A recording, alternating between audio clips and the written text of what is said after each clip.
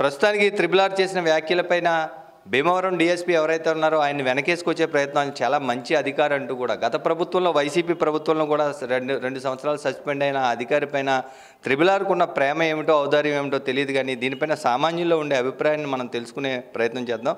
శ్రీనివాస్ గారు చెప్పండి, అసలు త్రిబుల్ ఆర్ వ్యాఖ్యలు డిప్యూటీ స్పీకర్గా ఆయన చేసిన ప్యాకాట్ను సమర్థిస్తూ డీఎస్పీని సమర్థిస్తూ చేసిన వ్యాఖ్యలు ప్రజలు ఎలా తీసుకుంటున్నారు? అది పూర్తి వ్యతిరేకిస్తారండి. ఇప్పుడు ప్యాకాట సుప్రీంకోర్టు నుంచి జడ్జిమెంట్ ఉంటుందని ఆయన అంటున్నారండి. ప్యాకాట్ 13 మొక్కల ప్యాకాట్ అనేది స్పోర్ట్స్లోనూ ఒక భాగం ప్యాకాట్ అండి. షటిల్ అవ్వచ్చు, వాలీబాల్ అవ్వచ్చు, ఫుట్బాల్ అవ్వచ్చు, అది స్పోర్ట్స్లో ఒక భాగం ప్యాకాట్. దీన్ని కోతిబంతాడు అంటారండి పోలీస్ భాషలో. అయితే ఆయన మరి ఏదో స్లిప్ అయ్యారు అనుకున్నాను మన 2 రోజుల క్రితం ఏదో మీడియాలో వస్తే సోషల్ మీడియాలో అనుకున్నాను. కానీ ప్రముఖ ఛానల్స్లో కూడా ఆయన నా ఇలాకా నా ఏరియాలోని పవన్ కళ్యాణ్ గారు రావడం ఏంటంటే ఇది ఈయన ఇలాగా అంటే రాజుల కాలం ఏంటండి, ఇది నాకు అర్థమవుతుంది. రాతీయుగంలో ఉన్నాం మనం. ప్రజాస్వామ్య దేశంలో 32 డిపార్ట్మెంట్స్ ఉంటాయండి. అందులో ఏకైక డిపార్ట్మెంట్ వచ్చేటప్పటికి పోలీసు శాఖకే వెరీ డిసిప్లిన్ ఉంటుందండి. వాళ్ళ శాఖ వరకు మటుకు చాలా క్రమశిక్షణ చర్య ఉంటుంది. వాళ్ళకి వాళ్ళు వచ్చి సెల్యూట్ చేయాలి, వాళ్ళకి సెలవులు ఉండవు, 24 గంటలు డ్యూటీ చేసే ఏకైక శాఖ పోలీస్ డిపార్ట్మెంట్. గౌరవనీయులు మన ఉప ముఖ్యమంత్రి పవన్ కళ్యాణ్ గారు ఆయన పోలీస్ శాఖకు సంబంధించి ఎస్పీ గారిని ఆయన నోటీస్ చేయడం జరిగింది. అది ఆర్డర్ కదా, నోటీస్ చేశారు ఆయన.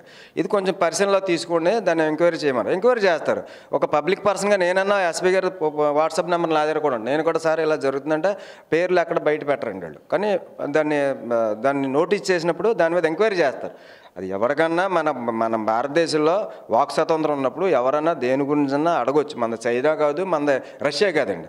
పైగా మళ్ళీ ఈరోజు మన ప్రముఖ ఛానల్లో కూడా ఆయన అది నా ఏరియాలో నువ్వు వేలు పెట్టకండి ఈయన అక్కడ వేలకొలది ఆస్తులన్నా ఇచ్చానా ఎవరన్నా పోషిస్తున్నాడు ఏంటంటే ఆయన ఒక ఎమ్మెల్యే, ఎక్కడి నుంచి వచ్చి ఒక ఎమ్మెల్యే ఆయన ఎమ్మెల్యే ఉపసభాపతి నేనంటే ఉపసభాపతి ఎంతవరకు అంటే మనకున్న 30 స్టేట్స్ ప్రకారం జ్యుడిషనరీ, ఎగ్జిక్యూటివ్, లెజిస్లేటివ్ 3 ఉంటాయండి.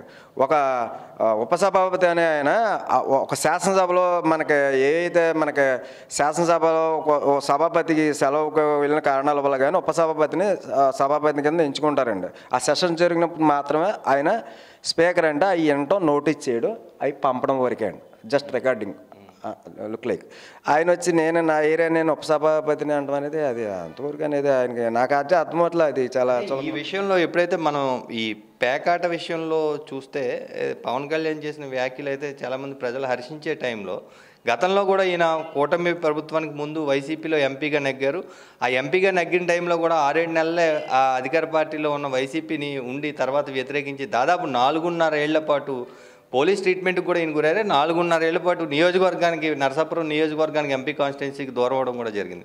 అసలు ఈయన నేచర్ అంతేనంటారా? ఈయన మార్చుకోకపోతే ఇబ్బందులు ఎదురుతారు? ఆయన గతంలోనండి ఎంపీ కింద మంచి మెజారిటీని నగ్గారు. రఘురామకృష్ణరాజు గారు అంటే కొంచెం ఆర్థికంగా పరపతున్న వ్యక్తి కాబట్టి ఏదైనా పనులు చేస్తారని ప్రజలు బ్రహ్మరథం పెట్టారు. తర్వాత 3 నెలలు 4 నెలలు ఉన్నారండి, 120 రోజులు కనపడి ఉంటాడు. తర్వాత 4.5 సంవత్సరాలు అయితే ఎవరికి కనపడలేదు, మీడియాకి కనపడలేదు, అసలు పబ్లిక్లో కూడా ఎక్కడ కనపడలేదండి. ఆయన ఆర్థికమైన ఇబ్బందుల వల్ల బ్యాంకులు అన్నారు, అయ్యి అన్నారు, ఎక్కడికో ఎస్కేప్ అయినట్టున్నాడు ఆయన. అది అందరికీ తెలిసిన విషయం అండి. ఇప్పుడు వచ్చేటప్పటికి ప్యాకెట్ అనేది నేను అదే అక్కడ ఉంది, ఇలా చేయకూడదు ఇందులో ఆయన పవన్ కళ్యాణ్ గారు అన్నది ఏంటంటే ప్యాకెట్ వల్ల కొన్ని కుటుంబాలు నాశనం అయిపోతాయండి. ఒక వ్యక్తి కాదండి, ఒక కుటుంబం, అతనితో పాటు కుటుంబాలు కూడా నాశనం అయిపోతాయండి. అది ఒక క్రీడ, అది ప్యాకెట్ అనేది కూడా ఆర్థిక పరంగా కాదండి, అప్పులు కూడా చేసి ఆడేస్తారు. కుటుంబాలు కూడా చాలామంది చనిపోయిన వాళ్ళు ఉన్నారు. ఈ విషయం అకేషనల్గా ఎప్పుడన్నా ఏ పండగలకు వాటికంటే 3 రోజులు ఏదో ఇస్తున్నారో అది మన సంస్కృతి సాంప్రదాయాల ప్రకారం అప్పుడైతే పర్లేదు. కానండి రెగ్యులర్ ఆడొచ్చు. నాకు సుప్రీంకోర్టులో జడ్జిమెంట్ ఉంది తెమ్మనండి, రోజుకి 70-80 కాపీలు వస్తుంటే తర్వాత రద్దు చేస్తుంటారు అట్లని అనేది. అతను పవన్ కళ్యాణ్ గారిని ఈ విషయంలో వ్యతిరేకించడం కూడా పూర్తిగా ఖండిస్తున్నాను. ఆయనకి డబ్బు ఉండొచ్చు, ఉపసభాపతి అయితే ఉండొచ్చు, ఇలాంటి క్రీడలను ప్రోత్సహించకూడదండి. ఆయన అంటే ఏదైనా సంపాదించుకుని ఆయన తరతరాలు ఆస్తి ఉండొచ్చండి. మిగతా మధ్యతరగతి కుటుంబాలు కానీ, బిలో లేబర్ కుటుంబాలు కానీ, ఉన్నతమైన వాళ్ళు కూడా ఇబ్బంది పడే విషయాలపై పవన్ కళ్యాణ్ గారు పాపం స్పందించి ఆయన దీన్ని నోటీస్ చేశారు ఎస్పీ గారికి. గౌరవనీయులైన మన పశ్చిమ గోదావరి జిల్లా భీమవరం ఎస్పీ గారు నోటీస్ చేశారు. దీని గురించి ఎంక్వైరీ పెట్టమన్నారు. ఆయన ఎంక్వైరీ చేయడం తప్పు కదా, ఎవరైనా పెట్టచ్చు, నేనని పెట్టచ్చు, ఎవరైనా పెట్టమని వచ్చాడు. అది సామాన్యుల అభిప్రాయం అయితే త్రిపుల్ ఆర్ చేసిన పనిని ఎవరు సమర్థించే స్థాయిలో లేరు. అయితే ఆయన ఎందుకు ఈ తరహా వ్యాఖ్యలు చేస్తున్నారు? కోడిపందాలు కావచ్చు, జోదంలో ఆయన వేలు పెట్టి, అది కూడా తన ఇలాకాలోకి ఎవరైనా వచ్చి వేలు పెడితే సహించని తరుణంలో ఇది రాచరిక పాలన కాదు కూడా అంటూ కూడా ఆయన చేస్తున్న వ్యాఖ్యలపైన ప్రజాస్పందన అయితే లభిస్తోంది. దీనిపైన మరింత మంది అభిప్రాయాలను కూడా సేకరించే ప్రయత్నం రచ్చా మీడియా చేస్తుంది. మరో ఎపిసోడ్లో దీనిపైన మరింత స్పందించే వారి ఇంటర్వ్యూలు కూడా మనం చూద్దాం. చూస్తూనే ఉండండి మీ అభిమాన ఛానల్ రచ్చా మీడియా.